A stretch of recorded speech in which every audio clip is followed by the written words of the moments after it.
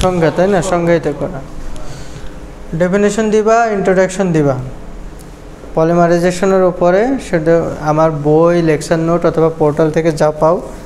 এরপর হচ্ছে types of polymerisation, এটা দিবা। তারপর হচ্ছে দুইটারই ক্যারেক্টারিস্টিক্স আছে, দুইটারই চেইন গ্রোথ, স্টেপ গ্রোথ পলিমারাইজেশনের এটার আবার ডেফিনেশন আছে, ক্যারেক্টারাইজেশন আছে এবং টাইপস আছে।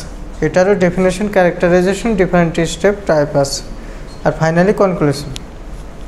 টোটালি 1টা 2টা 3টা আর এখানে ধরো 5-6টা 7-8টা, সব মিলে 10টার মতো স্লাইড হবে। স্লাইড বুঝো? যারা বোঝো না স্লাইড জিনিসটা কি, তারা যে বোঝে তার কাছ থেকে জেনে নিবা, ঠিক আছে? হ্যাঁ হ্যাঁ, পাওয়ার পয়েন্ট।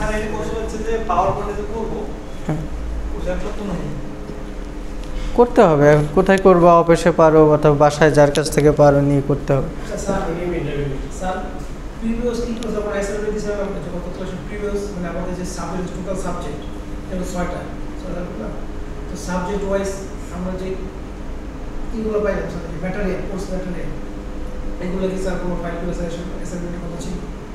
জি, আমি তো এটা নিয়ে এতক্ষণ কথা বলছি। হ্যাঁ,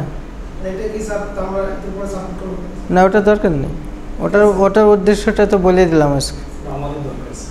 ওটা তোমাদের দরকার, জিনিসগুলো গোছানো থাকবে পরীক্ষার আগে, বুঝতে পারছো?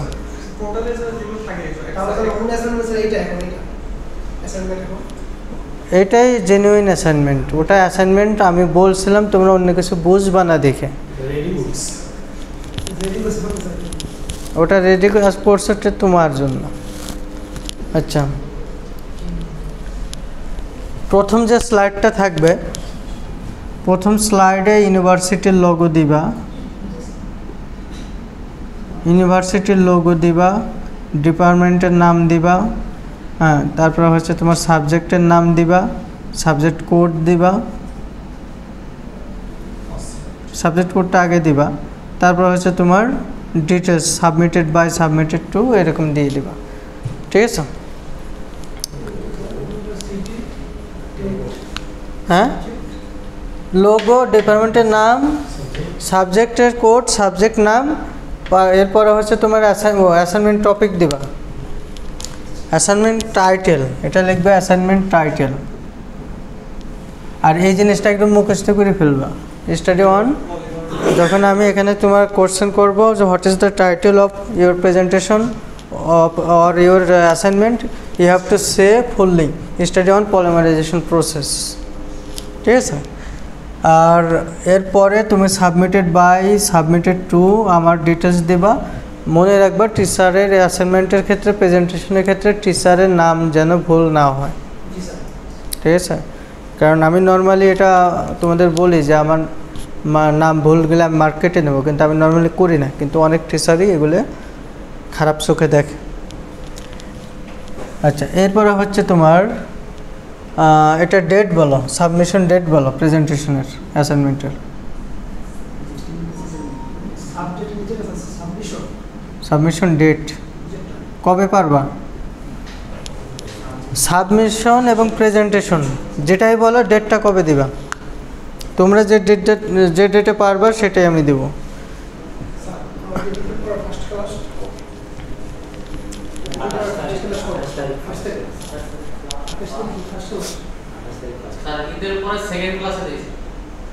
কত তারিখ হয় দেখো?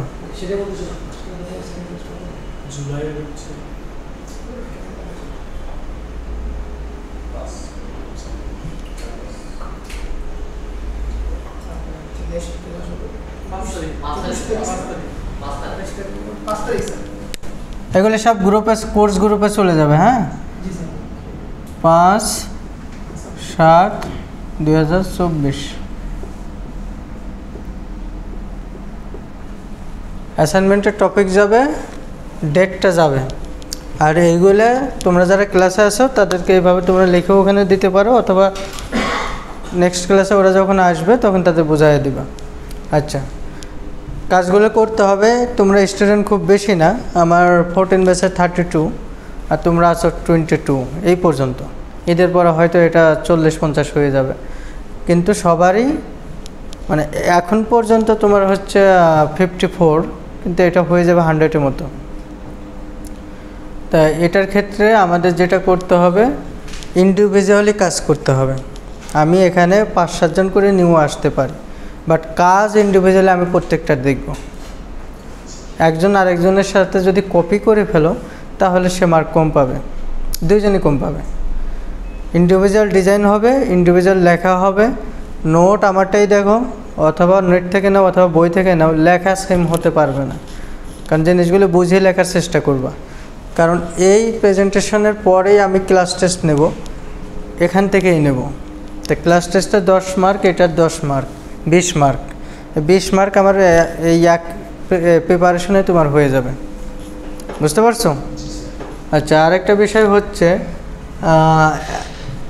এই উদ্দেশ্যটা একটাই, তোমাদের যদি বলা হয় যে পাওয়ার পয়েন্ট প্রেজেন্টেশন অথবা পিপিটি, এই জিনিসটা এখনও অনেকে জানে না, অথচ ডিপ্লোমা ইঞ্জিনিয়ার হয়ে গেছে। তাই তোমাদের প্রথম থেকেই যদি এটা না করানো হয়, তোমরা আসলে বুঝবে না, শিখবে না। এই জন্য হচ্ছে তোমাদের এই জিনিসটা করতে হবে নিজে। কেউ যদি না পারো সে শিখে নেবে, কিন্তু আমি যদি দেখি দুইজনেরটা সেম হয়েছে তাহলে দুইজনই মার্ক অনেক কম পাবে, ঠিক আছে? আচ্ছা, অ্যাসাইনমেন্ট আর এক্সপেরিমেন্ট এই জিনিসটা কি ক্লিয়ার তোমরা?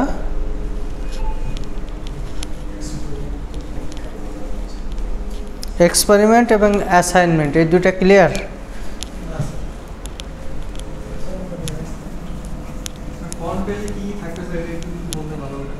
লিখে তো দিলাম, ফন্ট পেজ না, ফন্ট স্লাইডে। হ্যাঁ, আর ওটা যেটা করবা, সফট কপি যেটা করবা পিপিটি, ওটাই আমাকে প্রিন্ট করে পরে জমা দিয়ে দেবা ফাইল করে। তুমি 10-15টা স্লাইড হলো, বুঝছো? ওটাই জাস্ট প্রিন্ট করে আমাকে দিলেই হবে, আর নতুন করে কিছু করতে হবে। হ্যাঁ, ওটাই আসেন।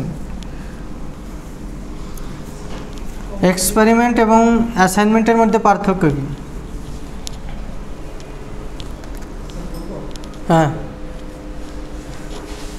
অ্যাসাইনমেন্টটা হচ্ছে যেটা আমরা কাগজে কলমে করি, সেটা হচ্ছে অ্যাসাইনমেন্ট, যেগুলো স্যার টপিক দেয় ওই টপিকের উপরে নির্দিষ্ট একটা লেখা দিয়ে অ্যাসাইনমেন্ট করা। আর এক্সপেরিমেন্ট হচ্ছে যেগুলো আমরা ল্যাবে করি, যেগুলো হাতে কলমে শেখানো হয়, ওগুলো এক্সপেরিমেন্ট করা। ঠিক আছে। তোমার অ্যাসাইনমেন্টটাও অনেকটা স্টাডি বেসড, এক্সপেরিমেন্টটা স্টাডি প্লাস প্র্যাকটিক্যাল বেসড, ঠিক আছে? আমরা যদি এক কথায় বলি, অ্যাসাইনমেন্টটা স্টাডি বেসড, সেখানে প্র্যাকটিক্যাল কিছু থাকতেও পারে নাও পারে, বাট এটার এখানে এক্সপেরিমেন্টে প্র্যাকটিক্যাল থাকবেই, এবং এখানে স্টাডি থাকতেও পারে নাও পারে। কথা বুঝতে পারছো? আমার ডিপার্টমেন্টের 80% স্টুডেন্ট বিএসসি শেষ করে যাচ্ছে, এক্সপেরিমেন্ট অ্যাসাইনমেন্ট এখনও বোঝেন, কিন্তু প্রত্যেকটা ক্লাসে প্রত্যেকটা টিচাররা এগুলো বোঝায়। তোমাদের মনে থাকবে? তোমার ল্যাব পরীক্ষা, ল্যাব আছে না, প্র্যাকটিক্যাল আছে না, সেখানে তোমার কি করতে হয়? এক্সপেরিমেন্ট নাম্বার থাকে একটা সাবজেক্টের। যদি তোমার ধরো তোমরা ইয়ান ম্যানুফ্যাকচারিং পড়ছো না ডিপ্লোমায়, ল্যাব আছে না ওই সাবজেক্টে, এখন 5টা পরীক্ষণ তোমাকে করাইলো, তাহলে এগুলোকে হবে এক্সপেরিমেন্ট 1, 2, 3, 4, 5, এগুলোকে বলে এক্সপেরিমেন্ট। আর যদি তোমার হয় ওই সাবজেক্টের কোনো থিওরিটিক্যাল বেসড একটা টপিকস দিয়ে তোমাকে স্টাডি করে নিজের মতো করে লিখে নিয়ে আসতে বললো, সেটা হচ্ছে অ্যাসাইনমেন্ট। ক্লিয়ার? আমরা হচ্ছে মাঝে মাঝে এরকম হাস্যকর পরিস্থিতি পড়ি, আমরা হচ্ছে এরকম একটা অ্যাসাইনমেন্ট টপিক দিয়ে দেই, ওরা হচ্ছে কী করে, একটার উপরে 4-5টা এক্সপেরিমেন্ট লিখে নিয়ে আসে। এক্সপেরিমেন্ট এবং অ্যাসাইনমেন্ট জিনিসটা ক্লিয়ার থাকা ভালো। আচ্ছা, এখন আসো, তুমি কি যেন বলতেছিলা? ক্লাসে তো শেষ করে ফেললাম। হ্যাঁ, ম্যানেজ করো ভাই। ওবি নতুন কারা কারা আসছো একটু দাঁড়াও। শুনছো কখনো? কেন এখানে এসে শুনছো? কি শুনছো? এখন শুনছো তুমি?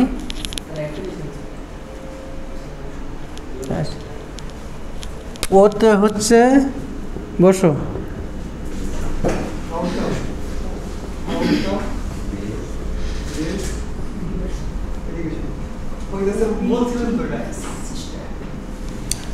আচ্ছা কোর্স আউটলাইনটা ওদেরকে দিছো? শেয়ার আছে আজকে?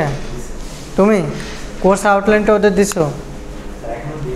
কেন দাওনি? কেন ফার্স্ট আসলে ফার্স্ট ক্লাসে, এটা তোমার দায়িত্ব। তুমি আমার সাথে কখনো যোগাযোগ করো? আমি তোমাদের ব্যাচের অ্যাডভাইজার, কখনো যোগাযোগ করো আমাকে আমার সাথে? কেন করো না? তোমার ব্যাচের অ্যাডভাইজার, তোমার ডিপার্টমেন্টের কোঅর্ডিনেটর আমি। তোমার প্রবলেম সলভ করা, যা করা প্রবলেম যাই করো সব কিছু আমার হাত দিয়েই হয়। তোমার কোনো সাজেশন থাকলে, তোমার ডিপার্টমেন্ট নিয়ে কোনো পরামর্শ থাকলে সেটা আমার সাথে শেয়ার করতে হবে।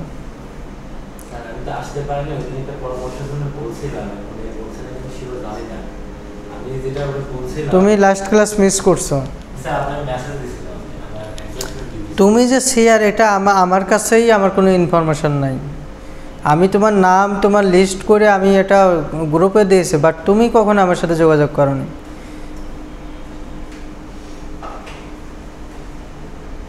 শেয়ারদের অনেক রেসপন্সিবিলিটি থাকে, আর শেয়ার যে সে হতেও পারে না, আর হতে গেলে অনেক প্যারা নিতে হয়, আর প্যারা নিলে তো লাইফেও অনেক কিছু হয়। আমার লাইফেও আমি শেয়ার ছিলাম। শেয়ার নিলে কি, শেয়ারের দায়িত্ব নিলে কি হয়, স্মার্টনেস চলে আস, লিডারশিপ স্কিলটা চলে আস, কীভাবে রেসপন্সিবিলিটি দেখাইতে হয়, নিতে হয়, সেই বোধটা চলে আসে, সেই ধরনের স্কিল চলে আসে, যোগ্যতা চলে আসে।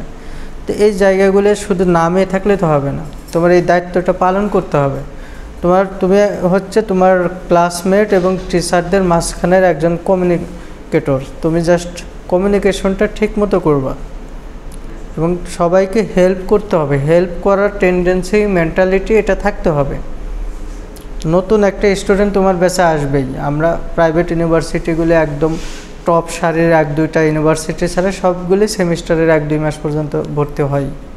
তো সেই জায়গাতে নতুন একটা স্টুডেন্ট আসলে তাকে মিনিমাম যে সার্ভিসটা দেওয়া, তার কোনো তোমাদের পার্সোনাল গ্রুপ থাকলে সেই গ্রুপে অ্যাড করে নেওয়া, কোর্স গ্রুপগুলো থাকলে সেই কোর্স গ্রুপে অ্যাড করে নেওয়া, লেকচার নোটগুলো তাকে অ্যাটলিস্ট সফট কপির লিঙ্ক দিয়ে হলেও হেল্প করা। তো কোর্স ম্যাটেরিয়াল, এরপর পাশাপাশি হচ্ছে তোমার কোর্স আউটলাইনগুলো প্রথমে দিয়ে দেওয়া। এগুলো হচ্ছে একদম প্রাইমারি লেভেলের সার্ভিস একটা স্টুডেন্টকে দেওয়া। দেন যদি তোমার এন্ড থেকে কোনো কিছু প্রবলেম হয়, সেটা অ্যাডভাইজার আছে, অ্যাডভাইজারকে জানানো। এরপরেও অ্যাডভাইজারের কাছ থেকে না হলে আমরা আছি, কোঅর্ডিনেটর, হেড যারা আছে, বুঝো নেই? এগুলো হচ্ছে এখন থেকেই ওইভাবে করে নেবা। আর আরেকটা বিষয় হচ্ছে, আমরা এখন থেকে চাই যে আমরা ইন্ডাস্ট্রিয়াল ভিজিট, তারপর পিকনিক, এগুলি ইভিনিং ব্যাচের স্টুডেন্টরাও শুরু করুক। তোমাদের কাছ থেকে প্ল্যান আসুক, তোমরা প্রয়োজনে একদিন ছুটি নিয়ে ওই দিন কোনো একটা ব্যবস্থা করো, 10 জন 20 জন হও। হ্যাঁ, সেটা করো। আগে তোমরা প্ল্যানটা ঠিক করো, দেন আমাদের কাছে আসো। কারণ বিষয়টা হচ্ছে, তোমরা ইভিনিং ব্যাচের জব করো, তোমরা ইচ্ছা করলে সময় বের করতে পারবে না, এবং একটা মিনিমাম একটা সংখ্যা লাগবে, যে সংখ্যা হলে একটা প্রোগ্রাম হয়। এই ধরনের প্ল্যানটা করে দেন আমাদের কাছে আসো। ঠিক আছে, বসো। কোর্স আউটলাইনটা দিয়ে দিও, সেখানে আউটকাম বেসড এডুকেশনের বিষয়গুলো আছে। যেমন হচ্ছে পলিমার সায়েন্স, এই সাবজেক্টটা ফান্ডামেন্টালস নলেজের সাবজেক্ট। এটা পলিমার রিলেটেড যতগুলো টেক্সটাইলের ফাইবারগুলো আছে, সেইগুলোর উপর বেসিস করেই একটু এই সাবজেক্টটা কারিকুলামে অ্যাড করা হয়েছে। কারণ আমরা নাইলন, পলিস্টার, অ্যাক্রাইলিক, এই ধরনের কার্বন, গ্লাস ফাইবার, এগুলো হচ্ছে সিনথেটিক পলিমারিক ফাইবার। এইগুলোর ব্যবহার বর্তমানে অনেক ব্যাপক, শুধু টেক্সটাইল না, অটোমোবাইলস, অ্যারোনটিক্যাল ইঞ্জিনিয়ারিং, তারপর হচ্ছে সিভিল ইঞ্জিনিয়ারিং, সব জায়গায় ব্যবহার। তো এই জায়গাগুলোতে আসলে জানা দরকার, পলিমার সায়েন্সের বেসিক নলেজ জানা দরকার। এই জন্য হচ্ছে আমরা যদি এই কোর্সটা যদি না পড়ি তাহলে এই একটা বিশাল একটা সাইড আমরা বেসিক ফান্ডামেন্টাল নলেজ আমাদের থাকবে না। এই জন্য এই কোর্সটা আমাদের অ্যাড করা হয়েছে। কেন অ্যাড করা হয়েছে? অবজেক্টিভস দেওয়া আছে, রেশনালি দেওয়া আছে, কোর্স আউটলাইনে দেখুন রেশনালি দেওয়া আছে, অবজেক্টিভ দেওয়া আছে, এবং এর পাশাপাশি হচ্ছে কি বলে প্রোগ্রাম লার্নিং আউটকাম আছে। এই জিনিসগুলো আমাদের ওখানে দেওয়া আছে, একটু পড়ে দেখো, যদি না বোঝো নেক্সট ক্লাসে বোঝাবো। আরেকটা বিষয় হচ্ছে ওভারঅল ওবির কথা যদি বলি, মানে হচ্ছে আউটকাম বেসড এডুকেশন। তুমি এই কোর্সটা পড়ে যদি বুঝতে পারো যে পলিমার জিনিসটা কী দিয়ে তৈরি হয়, কিভাবে হয়, এবং এটা নাইলন, এটা পলিস্টার, এটা অ্যাক্রাইলিক, এটা প্লাস্টিক, কারণ এটা র মেটেরিয়াল, এটা এইভাবে তৈরি হয়েছে, এতটুকু যদি বলতে পারো তার মানেই হচ্ছে এটা আউটকাম। ধরো একটা হচ্ছে তোমার ইয়ার্ন ম্যানুফ্যাকচারিং একটা সাবজেক্ট, অথবা ওয়েট প্রসেসিং। এই কাপড়টা ধরো আমি রং করেছি, একদম সাদা কাপড়, তোমাকে এক টুকরা সাদা কাপড় দেওয়া হলো, তুমি সেটা কি করলে রেড কালার করে দিতে বলা হলো, তুমি রং করে দিলা, বুঝলি? আমার উদ্দেশ্য ছিল আমার কাপড়টা রং করতে হবে। কী উদ্দেশ্য ছিল? রং করতে হবে। সাদা কাপড় রং করে দিবা, কোন কালারের? রেড কালারের। তুমি যদি একজন স্টুডেন্ট এই কোর্সটা করার পরে ওই সাদা কাপড়টা দিলাম, ওই পুরো কোর্সে পড়াইছি কীভাবে রং করে, ওয়েট প্রসেসিং ধরো 2, ওই ইয়েতে পুরো কোর্সেই আমরা পড়ছি রং করা, তো সেই কাপড়টা দিলাম, তুমি রং করে সুন্দর একটা রঙিন কাপড় আমাকে দিলাম, তাহলে কি? এটাই হচ্ছে আউটকাম বেসড এডুকেশন। কারণ সারা কোর্স পড়িয়ে যা শেখানো হয়েছিল সেটা তুমি এখন নিজে করতে পারতেছো। আর তুমি যদি রং করার জন্য যা যা লাগে, ডাইংয়ে কখনো কিছু, ডাইং ফ্যাক্টরিতে সেখানে কি করে, একটা কাপড় তার থেকে নামে কি সাথে সাথে রং করে? কি করতে হয়? প্রথমে স্যাম্পল করতে হয়, তাই না? স্যাম্পলের ট্রায়াল দিয়ে আগে হচ্ছে শেড ম্যাচিং করে নিতে হয়। 2% শেড যদি হয়ে থাকে তাহলে 2-3টা কালার কম্বিনেশন করে আগে কেমিক্যাল দিতে হয়, অক্সিলারিজ দিতে হয়, দিয়ে সুন্দর করে ডাইং করে স্যাম্পলটা ম্যাচ করে নিতে হয়। তারপরে ধরো কি করবে, ওই কাপড়টা মেশিনে ঢুকাবে, মেশিনে ঢুকায় কি করবে? সরাসরি ডাইং করবে? স্কাউরিং করতে হয়, ব্লিচিং করতে হয়, ওভেন হলে ডিসাইজিং করে নিতে হয়, তারপরে স্কাউরিং করতে হয়, ব্লিচিং করতে হয়, এরপর হচ্ছে তোমার ডাইংয়ে যেতে হয়। তাহলে তুমি যদি এক টুকরা গ্রে ফ্যাব্রিক আমি তোমাকে দেই, তুমি যদি সেটা রং করে দিতে পারো, তার মানে কি ডাইংয়ের কোনো কিছু বাকি থাকবে তোমার জানা? এটাই হচ্ছে আউটকাম বেসড এডুকেশন। আমার উদ্দেশ্য ছিল এই সাবজেক্টের রং করার শেখা। তুমি পুরো কোর্স পড়ে 6 মাস পর তুমি করতে পারতেছো। This is called outcome based education. এরপরে আসো, আজকে তো টপিকে যেতেই পারলাম না, সময় শেষের দিকে। এরপরে কোন ক্লাস আছে?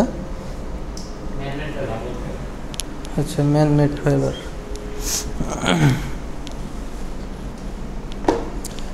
কেউ আসো আজকেই ফার্স্ট ক্লাস, কেউ আসো অর্ধেক কোর্স, মানে এদেরকে আমি কেমনে কি পড়াবো আমি নিজেই কনফিউজড হয়ে যাই।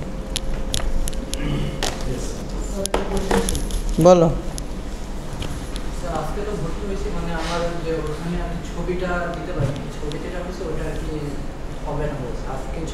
তোমার ছবির ব্যাকগ্রাউন্ড কি হোয়াইট শার্ট ছিল?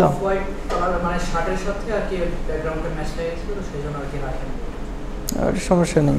তুমি না, তুমি যদি এই নিচের যে ডিএনসিসি মার্কেটটা, তুমি এখানে গেলেই জাস্ট 10 মিনিটে একটা ছবি তুলে দেবে, তুমি ছবিটা জমা দিয়ে দিতে পারো। আর একটা বিষয় হচ্ছে তুমি যদি 15 দিন পরে এসেও জমা দাও কোনো সমস্যা নেই, কিন্তু তোমার আইডি কার্ড পেতে সময় লাগবে। তুমি যদি আজকে দিয়ে যাও তাহলে হয়তো নেক্সট ক্লাসেই পেয়ে যাবা, যেদিন ওপেন হয় সেদিনই পেয়ে যাবা, কিন্তু যেদিন ওই সময় দিলে আবার 7 দিন সময় লাগবে। আর আইডি কার্ড ছাড়া নর্মালি আমরা স্টুডেন্টদের মানে ইন আউটে একটু প্রবলেম হয়, ঠিক আছে?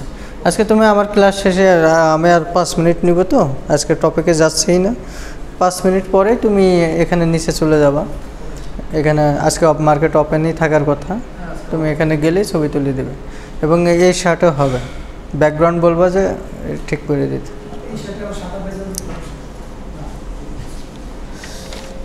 আচ্ছা, আমরা ঈদের আগে আর দেখা হচ্ছে না আমাদের।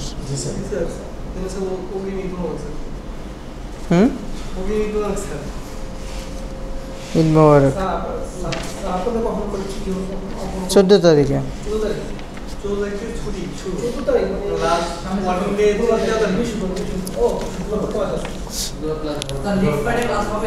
নেক্সট ফ্রাইডে না, আজকের পর আর দেখা হচ্ছে না, একবারে 28 তারিখে। ঈদের পর আগে আর দেখা হচ্ছে।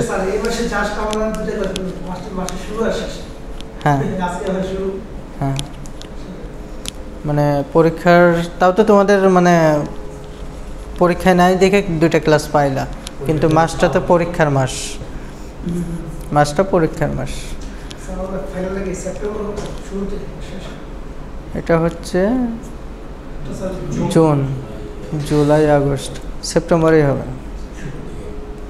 সেপ্টেম্বর হয়তো মাঝামাঝি। একাডেমিক ক্যালেন্ডারটা আছে, কিন্তু আমার ফোনে নেট নেই, দেখতে পারতাম।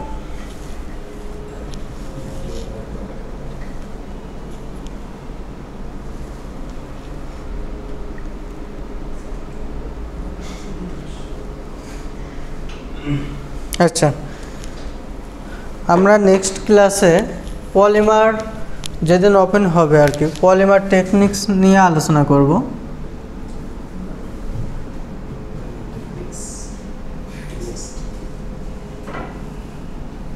পলিমারাইজেশন টেকনিক, সরি,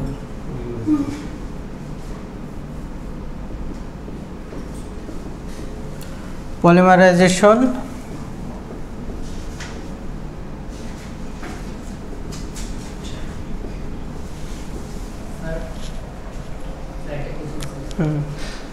আমাদের যে প্রেজেন্টেশনটা সেটা তো অবশ্যই আমরা ইংলিশে নিয়ে আসবো। আমরা যদি এখানের মধ্যে লেকচার দিতে যাই সেটা কি আমরা ইংলিশ লেকচার, তোমরা ট্রাই করবা ইংলিশে, বাট যদি মনে হয় যে না ইংলিশে অতটা কমফোর্টেবল হচ্ছে না, আস্তে আস্তে তুমি বাংলিশ ইউজ করতে পারবা। আর বাংলিশ, হ্যাঁ বাংলিশ যেমন আমি বাংলিশ বলি, এটা করতে পারো, কিন্তু আস্তে আস্তে ট্রাই করতে থাকবে যে ইংলিশেই দেওয়ার, ঠিক আছে? আচ্ছা, এরপর হচ্ছে পলিমারাইজেশন টেকনিক। এগুলো বেশ কিছু টেকনিক আছে। তোমরা যারা নতুন আসো, পুরো কোর্সটা আমি 5 মিনিটে এত মানে এই সাবজেক্টটা যতটুকু পড়ছি পুরোটা 5 মিনিটে আমি রিভিউ করে দিই। আমার লেকচারগুলো দেখলেও দেখবা যে রেগুলারে আমি লাস্ট ক্লাস নিয়েছি এই গত সপ্তাহেই, সেখানে আমি পুরো যা পড়াইছি সব একটা রিভিউ করছি, সেটা দেখলে মোটামুটি বুঝবো। তারপরে বলে নিই এই সাবজেক্টটার নাম হচ্ছে কি, সবাই একটা আমার সাথে বলতে হবে। পলিমার মানে, পলি মানে হচ্ছে ম্যানি, মানে অনেক। আর মার আসছে মেরস থেকে, গ্রিক, এটাও গ্রিক থেকে আসছে। এটা হচ্ছে পার্ট বা অংশ অথবা ইউনিট। অনেক ইউনিট যখন একত্রিত হয়, প্লাস হয়, তখন কি হয়? পলিমার হয়, ঠিক আছে? এটা হচ্ছে কোর্সটা বোঝার জন্য প্রথম যে বিষয়টা, তার মানে ছোট্ট ছোট অংশ জোড়া লাগাইলেই পলিমার হয়। আচ্ছা, এরপর আমরা দেখছিলাম কত ধরনের পলিমার আছে। এটা হচ্ছে তোমার ন্যাচারাল পলিমার আছে, মানে প্রাকৃতিক পলিমার আছে, সিনথেটিক পলিমার আছে, বুঝো নেই? কৃত্রিম, একটা প্রাকৃতিক আর একটা হচ্ছে কৃত্রিম, ম্যানমেড। প্রাকৃতিকগুলো হচ্ছে যেমন সেলুলোজিক আছে, জুট, কটন, আর এরকম অনেক আছে। সেলুলোজিক আছে, রিজেনারেটেড আছে, এরপরে আছে তো প্রোটিন আছে, ওল, সিল্ক, এগুলো হচ্ছে প্রাকৃতিক ন্যাচারাল পলিমার। কারণ এইগুলোর কেমিক্যাল স্ট্রাকচার দেখলে বুঝবা যে বিশাল লম্বা অ্যামাইড লিঙ্কেজ আছে উলের। কটনে যদি দেখি আমরা, সেলিবায়াস ইউনিট মনে আছে, গ্লুকোজিক ইউনিট C6H12O6, এরকম দুইটা পাশাপাশি থাকে সিলিবাস ইউনিট, এরকম হচ্ছে 5000 যুক্ত হয়ে বিশাল লম্বা চেইন করে। এগুলোকে বলে ন্যাচারাল পলিমার, প্রাকৃতিকভাবে কোনো একটা পলিমারাইজেশন হওয়ার কারণে যে প্রোডাক্টগুলো হয়। আর সিনথেটিক অথবা ম্যানমেডের ক্ষেত্রে হচ্ছে nylon, polyester, acrylic, glass, carbon, হাবিজাবি অনেক আছে, শত শত। আর এরপরে আমরা পড়ছিলাম থার্মোসেটিং, থার্মোপ্লাস্টিক পলিমার। তারপরে আমরা পড়ছিলাম যেগুলো হচ্ছে তাপ দিলে গলে যায়, প্লাস্টিক টাইপের কিছু ম্যাটেরিয়াল আছে না, তাপ দিলে গলে যায় না, তাপ সরাই নিলে কী হয়, আবার শক্ত হয়ে যায়। আর কিছু আছে যেটা তাপ দিলে তার হচ্ছে কেমিক্যাল ওরিয়েন্টেশন চেঞ্জ হয়ে যায়, ফিক্স সেট আপ হয়ে যায়, সেগুলো আর তাপ দিলে গলে না। একবার গলা জেনে লিকুইড, ভিসকাস লিকুইড টাইপের কিছু, এটা তাপ দিলে শক্ত হয়ে যায়, পরে যতই তাপ দিই ওটা আর গলে না, ঠিক আছে। এরপর আমরা ফাইবার, রাবার, এই জাতীয় অনেক ক্লাসিফিকেশন দেখছিলাম। তারপরে আমরা পড়ছিলাম স্ট্রাকচার, কেমিক্যাল স্ট্রাকচার বেসড। স্ট্রাকচারের উপর ভিত্তি করে আমরা পলিমার ক্লাসিফাই করছিলাম, সেটা হচ্ছে বিভিন্ন ধরনের ছিল। একটা হচ্ছে, এগুলো তো লিখে লিখে 5 মিনিটে শেষ করা সম্ভব না। কেমিক্যাল স্ট্রাকচার, সেখানে হচ্ছে লিনিয়ার, ক্রস লিঙ্কড, ব্রাঞ্চ। যেমন এটা হচ্ছে কি ইথিলিন,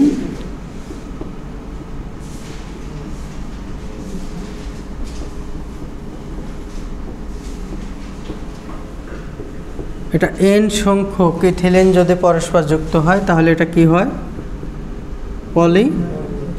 পলিথিলিন, তাই না? আচ্ছা, এটাকে বলে মনোমার আর এটাকে বলে পলিমার। আচ্ছা, এটাকে লম্বা একটা চেন হচ্ছে না, এখানে n সংখ্যক যুক্ত হচ্ছে, এখানে কতগুলো যুক্ত হচ্ছে, n সংখ্যক। এখানে n সংখ্যক ছিল, ছোট মানে আলাদা আলাদা ছিল, সেগুলো যুক্ত হয়ে গেছে, যুক্ত হয়ে বিশাল একটা কম্পাউন্ড হয়েছে, সেটা হচ্ছে পলিথিলিন হচ্ছে, এবং এটাই হচ্ছে পলিমার। তা স্ট্রাকচারের ক্ষেত্রে এটা কি লিনিয়ার না সরল রেখিক না, এই জন্য স্ট্রাকচারের উপর ভিত্তি করে লিনিয়ার হতে পারে, ব্রাঞ্চ হতে পারে এরকম, আবার এরকম কি হতে পারে, কয়েকটা লিনিয়ার চেনকে নেটওয়ার্কিং করা, এরকম হতে পারে। এরপরে আমরা দেখছিলাম যে প্রপার্টিস, পলিমারের প্রপার্টিসগুলো দেখছিলাম। নর্মালি পলিমার হয়ে থাকে হচ্ছে তোমার কি সিপ, এবং আমরা পলিমারিক ম্যাটেরিয়াল দিয়ে খুব সহজে যে কোনো ধরনের ডিজাইন করতে পারি, যে কোনো ধরনের প্রোডাক্ট আমরা তৈরি করতে পারি, এটা একটা পলিমারিক, তাই না? আচ্ছা, এরপরে হচ্ছে গাড়ির যেমন ট্রান্সপারেন্ট কোনো ম্যাটেরিয়াল তৈরি করতে পারি পলিমারিক দিয়ে, যেটা গ্লাসের রিপ্লেস হিসেবে ইউজ করা হয়, বিভিন্ন ধরনের গাড়িতে ইউজ করা হয় না। তা এইগুলো তোমরা একটু দেখো, লেকচার ভিডিওগুলো দেখো, কারণ এইগুলো নিয়ে আমি বহুত কথা বলছি। রেগুলার এবং ডিপ্লোমাতে তোমাদের একই কোর্স আমাকে পড়তে হয়, একই জিনিস বারবার বলতে হয়। লেকচার নোটগুলো একটু দেখে নিও। এরপরে আমরা পড়ছে হচ্ছে পলিমারাইজেশন প্রসেস, এবং এই চেনে কোন পাশে মনোমারগুলো কেমনে অ্যাটাচ হবে, সবগুলো নিয়ে বিস্তারিত বলা আছে। একটু সময় নিয়ে লেকচার নোটগুলো দেখে নিও। আমি আসলে যেটা নিয়ে শুরু করছিলাম সেটা নিয়ে আসলে কথাই বলতে পারলাম না, পলিমারাইজেশন টেকনিক, কারণ এটা বুঝতে গেলে তোমাদের আসলে বেসিকটা যদি এই 1 মাসের মধ্যে একটু ভিডিওগুলো দেখে দেখে আসো, তাহলে আমার জন্য সুবিধা হবে, না হলে আগাইতে পারবো না।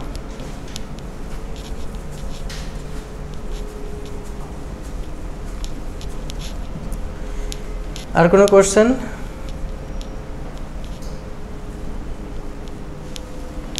কোনো কোশ্চেন আছে?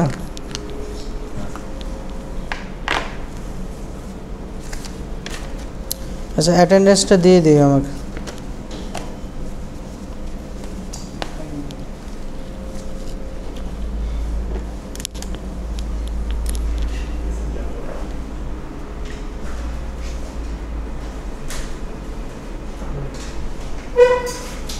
এটা ক্লোজ করে দাও।